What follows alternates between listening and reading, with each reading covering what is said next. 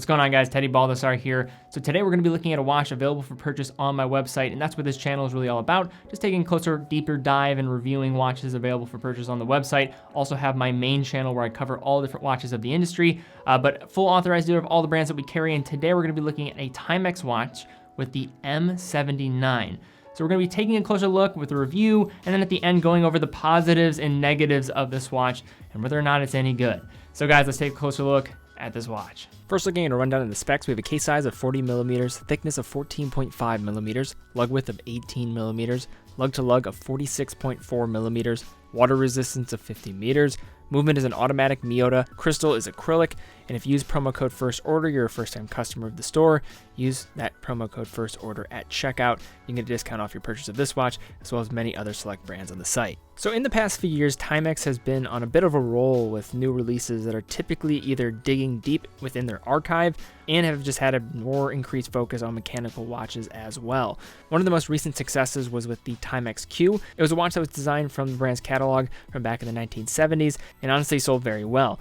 Now today though, we have kind of a watch that piggybacks off that design in a way, with this one being slightly larger and then also featuring an automatic caliber within. Now first, looking at this piece on the wrist, we have a pretty unique fitting case with a diameter of 40 millimeters, lug to lug of 46.4 millimeters, and a pretty sizable thickness of 14.5 millimeters. Now this watch in its diameter is pretty self-explanatory, pretty straightforward, but given its singular case construction with those lug hoods rather than traditional lugs, it is going to have just kind of a different feel on the wrist. In addition, this watch sits pretty high when strapped on, so I wouldn't say it wears awkwardly, but it is a little bit different and it will make it a bit more difficult in terms of sliding underneath different shirt sleeves. Now one of the biggest selling points of this piece is going to be its design, and a lot of that comes down to the bracelet. That said, if you do want to transition away from this bracelet, there's going to be some limitations here. This is going to happen as a result of that lug hood design that takes place here, so you're either going to probably have to go for, say, a one-piece NATO strap or a nylon strap, or going for a non-padded leather strap, for example. And a lot of this is going to be trial and error, but that's just something to kind of throw out there. But because of this bracelet and how it's such a contributing factor to the overall design of this piece, you hope that it's going to be very good, and unfortunately for this watch, it's not the greatest. It's going to be a hair puller. It looks nice. It looks better kind of on the table than it does actually strapped onto the wrist. Actually, it does look good. It just doesn't necessarily feel that great. And I think you do have to kind of knock some points here, considering you're not going to have the most flexibility with switching out straps. I won't say that it's the worst bracelet in the world, but with this higher price in this M79 compared to, say, even the Q, for example, it is going to be a little bit harder to come to grips with just the overall style and its feel on the wrist. The bracelet can be sized very easily. It does have a slide adjustable clasp and a simple locking system that you'll commonly see in affordable mesh style bracelets. The links, despite being sporty, are a bit stiff and kind of form to the wrist a bit awkwardly at points, but all in all, the bracelet is kind of just exactly what you would expect from an affordable watch. Is a little bit underwhelming, and you're not going to necessarily have the easiest way of getting out of it, so just something to consider here. But that said, given the way the bracelet meets the case, the bracelet does shoot straight down and is going to really make that lug to lug wear pretty true here to that overall size. The case comes in a mix of polishing and brushing, and at the 3 it does feature a sign crown. It can be used to hand wind the movement at the first position, can adjust the day and the date at the second position, and then can adjust the time at the farthest out point. Perhaps the strongest point of construction though of this piece is the bezel. I have to admit, it is actually really solid bezel for the price. It has nice action, has 120 click, and being unidirectional. And of course, given that it follows the blue and black Batman style, which is certainly going to add to its appeal, given just the popularity in the marketplace for bezels of this color variation. For the crystal on this piece, we do have an acrylic that really matches the original style of vintage watches, and is not going to be great at resisting scratches, but with the help of Polywatch, for example, it should be simple to buff out any of the scratches here.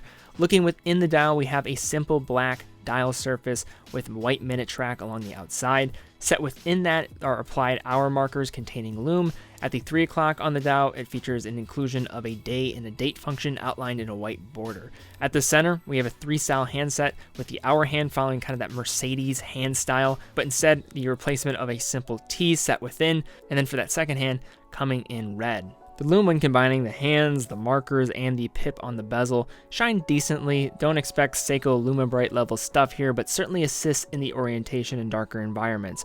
Overall, when it comes to the area of this dial and its design though, I think this is really where this watch excels in flying colors, and why I think it made a lot of sense for Timex to produce this piece, and why the Q was very popular, and why these are very popular. Now flipping over the M79, we have an open case back providing view of the Miyota 8205.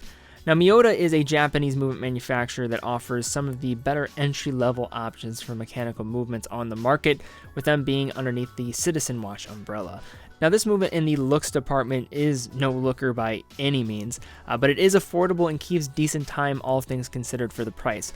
A couple points about this movement is it's rather noisy, so you will feel the rotation of that rotor here, and you might feel it when it's on the wrist. In addition, this movement doesn't hack, so in other words, when you pull out that crown to the farthest position to adjust the time, that second hand is not going to stop. This movement though operates at 21,600 vibrations per hour, or 3 Hertz, features hand winding, has a 42-hour power reserve, and from an out-of-the-box spec, -20 to +40 seconds a day. This one is running around 17 seconds fast a day. So for a watch at this price range, don't see that as being bad accuracy there. And I do find that some of these actually run quite well out of the box, all things considered here. All right, so now just to unpack and look at some things that are more on the positive and in the negative end. So first, when looking at Timex, especially above this range of Marlins, for example, it starts getting a little bit more competitive, and I think the value is not as good here. I think this M79 is starting to get into a territory where you can look at brands like an Orient and a Seiko, and there are some fantastic watches that you can get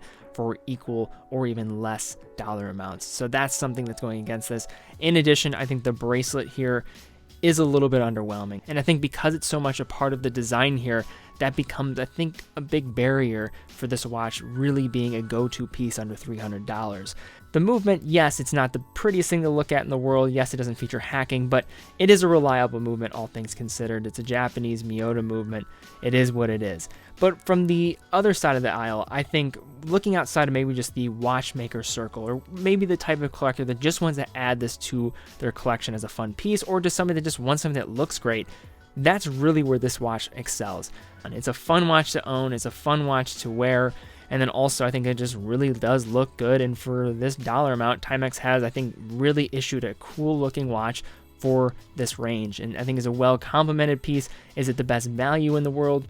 No, I don't think it is by any means, but still a very attractive watch from Timex and a welcome addition to their catalog. All right, guys, thank you again so much for watching. If you did enjoy the video, thumbs up, subscribe, and hit the bell icon. Also, if you want more details about this watch, link in the description. TeddyBaldassarre.com, full authorized dealer of all the brands that we carry, also coming with a factory warranty as well.